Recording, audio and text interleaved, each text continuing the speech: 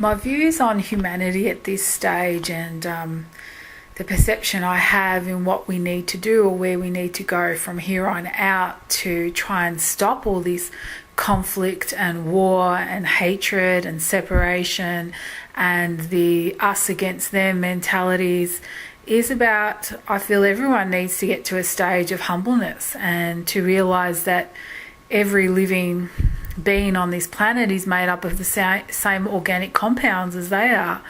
And while we continuously separate ourselves and get caught up in materialism or us and them mentality, they're no good and we're better and so forth, then it just creates greater conflict, and it will continue to create a lot more mental illness, depression, suicide, especially in Western society. So there will always be an image to try and get to and to try and achieve, and always that feeling of not being good enough.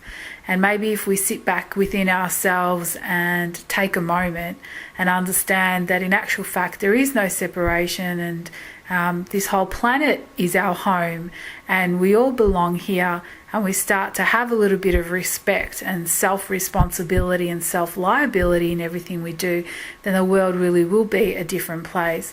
I don't see myself any different than the homeless person or the addict on the street.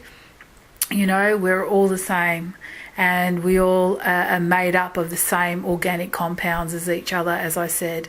So, there are more similarities than differences.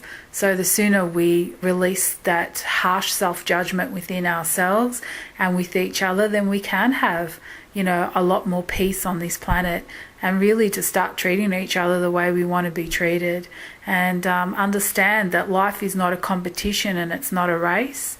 Even though man-made time makes us want to get too far ahead of ourselves, try and stay in control of everything, try and get as much done as possible, because that's how we've been indoctrinated, and to believe that. And we also believe in, because we're just getting too old, and mortality, when in actual fact we're all immortal beings and time really has no relevance.